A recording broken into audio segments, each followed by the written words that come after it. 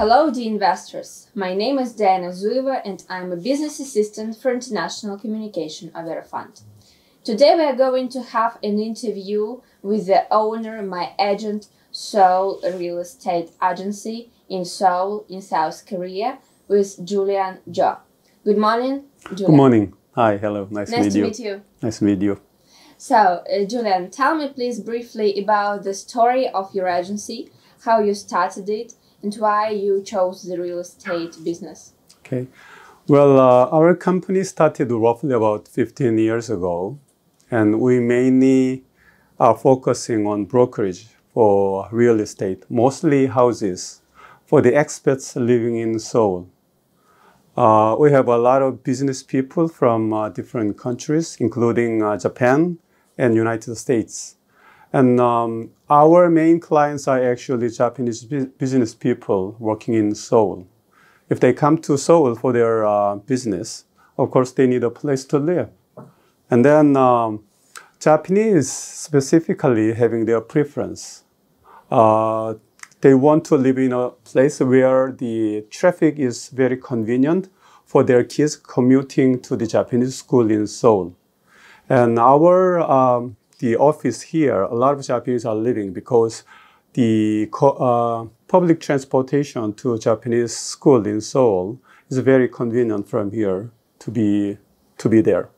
So that's one reason. And also many Japanese community here, big community. So the newcomers from Japan also want to live in their community. Okay. Juliana, and tell me please about the real estate market in Seoul. What is in high demand these days? Apartments, small apartments, or maybe houses? Right. The real estate market in Korea after the Lehman crisis has gone up so rapidly. The property, especially the housing market in Korea, has gone up so rapidly. So many people is saying that the last presidential election, because of the failure of controlling the real estate market, especially the housing market, was the main reason why the opposition party candidate lost presidency to the the ruling party lost presidency to the opposition party. So the new president from the opposition party understands the real estate market is one of the main reasons why he became a president from the poll. So the current government is so eager to control the real estate market in Korea. So the property, especially the housing market in Korea, is under control after the super red hot market last 5-6 years. Mm-hmm. Okay. And what locals buy more? Small apartments or maybe big houses? In Korea, we have something very unique Korean kind of characteristic in terms of especially the housing market is concerned. The Koreans consider education is very important, like many other parts of other Asian countries. Traditionally, education of kids is very important. And then there is a place called in Gangnam in Seoul. And then that's where a lot of private institutes are located. So many Korean the parents want to buy a property there and then let their kids attend the school there. And then also they can utilize many the extracurricular, the institute, after school institute there in Gangnam. So Gangnam is the most hot place in terms of housing market is concerned in Korea. Okay. And what is the average price per square meter? The around 84 square meter, the net size house in Gangnam is roughly about 2.5 billion Korean won or 3 billion Korean won. Mm-hmm. I don't know how much that is in US dollar, but the Korean won to US dollar rate is roughly about 1,400 Korean won is about $1. Of course, recently, like any other currencies, the rate has gone up. I mean, the won became weaker against the dollar, like many other Asian currencies. But traditionally, it was about 1,100 to 1,100 Korean won is roughly about $1. But anyway, the Gangnam is the place where every Korean wants to buy a house in Korea. And is it difficult to buy property here? I mean, mostly people take loans from the bank. Of course, to consider the average income of Korean the business people, the house is not especially the houses in Seoul and especially in Gangnam, is not at easy reach. They need loans in many cases. So mostly many people take roughly about 30-40% of loan. And is it difficult to get loans? No, in Korea it's not that difficult because the property, especially the house, is by a bank is considered to be a very safe collateral. So it's relatively easy to take a bank loan. Of course, taking their houses as a collateral. Okay. And for instance, if you buy property, so do you need to pay some taxes afterwards? Of course, when you buy, I think it must be very similar with other countries. When you purchase a house, you need to pay a purchase tax. And when you sell a house, you have to pay, before selling it, you hold it. When you hold it, you need to pay the property tax every year. And then when you sell it, of course, you have to pay the capital gains tax. Okay, and what is the percentage? When you purchase it, the percentage varies according to the price of a house. If the price is lower, the tax rate is relatively lower. But basically, the purchase price, when you purchase a house, the purchase tax is roughly about 1 to 3%. And when you hold a house, you need to pay the property tax. And then when the property house is property tax, of course, is relatively, in terms of rate, is considered relatively lower. But when you sell the house, you need to pay capital gains tax. Capital gains tax got increased recently. Okay, and the property tax is the same for foreigners. Of course, there is no change between foreigners and Korean in terms of tax is concerned. Okay. And what about commercial real estate in Seoul? To compare with the housing market, the commercial real estate is not actively traded, and then also the price change is not that the severe. Where many cases the commercial properties in terms of return is concerned, we expect a relatively lower return considering the housing market. Okay, Julian, and what about investments here in Seoul, in South Korea? Apartments, are they popular here for investments?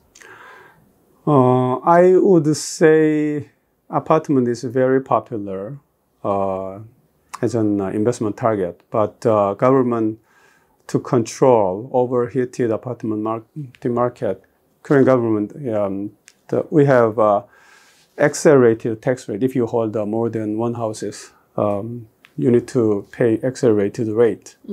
So due to that reason, many people, especially recently, is converting their investment targets from housing market to the commercial real estate market. And do you have a lot of foreign investors here in South Korea? Yeah, we have a lot of foreign investors in Korea. Many Chinese investors recently has purchased Korean houses. And then also some other Southeast Asian investors are also purchasing Korean properties as well. And for example, who else? Except of Chinese. For Chinese, I know many Chinese purchased the houses in Songdo, which is close from the airport. And also that's close from China as well. So many Chinese bought properties there. And then also I heard that from my colleagues in this industry that many Chinese actually purchased their houses in Gangnam as well, competing with the Koreans. Okay, so it's not popular among Europe. Europeans, sometimes they do, but the main foreign investors are Asian investors from Asia. From Asia, okay. So, Julia, now let's talk about the COVID, how the pandemic affected the real estate market here. When COVID first started in Korea, the property market plummeted in Korea. Then after a while, people found out that it's not that severe as worried before. So after a while, something like when COVID was started prevailing, roughly about 10 months or 1 year later, people restarted their economic activity, including in the housing market as well. Okay. So now I guess I'll ask you about some new projects. Do you know about some amazing projects that are going to be here? Maybe some shopping centers or some new airports are going to be built. The Seoul keeps expanding, and then still many people want to purchase a price in Seoul. So government is introducing different measures to divert the investment interest from Korean potential investors to other markets. One interesting potential target would be Jeju Island.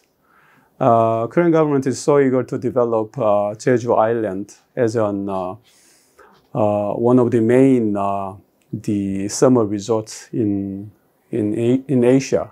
So I know many Chinese actually purchased the properties in Jeju Island as well. And then Korea government still wants to the market the properties in Jeju Island, and potentially Jeju Island would be a good potential investment targets. Julian, I guess that's all my questions for our interview. Thank you for your time. Thank you. I wish you all the best. Thank you very much. Thank you. Thank you very much, Diana. Thank you. Thank you.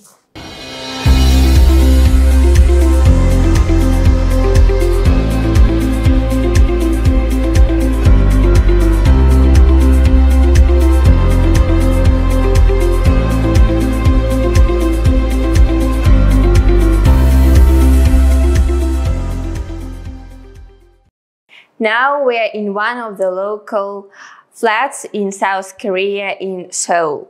And what I want to pay your attention to our feet. We don't have shoes, and it's not because I'm tired of wearing shoes on high heels. It's just because of local traditions. Julian, please explain me why is it so, why we should put off our shoes before we are in the flat. Sure. In Korea, the tradition is that you don't wear your shoes. You go inside house, especially the room, with a barefoot. That's because in Korea we have a very unique heating system. So even during the winter time, the inside can be very warm. We call it ondol, basically meaning that the underground heating system. Of course, the modern houses like this one actually has utilized to a modern version, but still we have the underground heating system. So during the winter time, you still take off your shoes and live inside the house, and you can easily walk around with barefoot because it's not cold. It's warm enough even during the. So that's a Korean tradition. So basically, traditionally, Koreans, if you go inside the house, you take your shoes off. You must take your shoes off. Okay. So it's really amazing apartment with incredible view. So please, you explain me what we can see there. And as far as I know, there is one of the sightseeing. Right. What is? Well, you know, it's we are at the very high floor of this apartment, so we can see the river. You can see the river here. It's called the Han River. Han River. Yeah, it's called the Han River. And then also across the Han River there, you can see the many big buildings. That's called the Yeoui. That's financial district in Korea. So until the Lotte Tower, which is the biggest the commercial tower in Korea, that 63 building, that the Golden Building, that was the tallest building in Korea, but not anymore. Not anymore, of course, because the Lotte Tower is built. Okay, so this one, this house, as you can see, it's not that big, but it's not that small as well. 114 square meter. 114 square meters, okay. Yes. And then it's about $3 million US. $3 million US. Yes. Basically, 3 bedrooms and 2 bathrooms. And an amazing white kitchen. Yes. So it's like very pleasant, I guess, to cook here something. True. And then, of course, you place your, the dining table here. Is it common here to have such type of kitchen with like some kind of island? I would say it's not common. It's basically, this one is a brand new house, so they modernized it, I think. So basically this one you can cook here, and then maybe I think you can invite your guests and have a little party here as well. Julian, please tell me what's this, how to use it, and why is it necessary to have this system in your house? Basically, this one is called the in-house control system. You can check the visitor here, and then also you can check the temperature of the house inside. So with this control panel, you can open the door for the visitor, and then also you can control the heating system of the house. Heating system. Okay. So the view is really incredible. So sun shines. Right. And we have a very nice river view. It's called the Han River. And traditionally, that river is very, very important to Koreans. That river involved all different historical events like a Japanese invasion to Korea, North Korean invasion to South Korea, all those historical events or historical battles were involved around that river. Okay. Julian, thank you for your time, and please take this present from our company. Thank you very much, Diana. Thank you. Thank you. Thank you.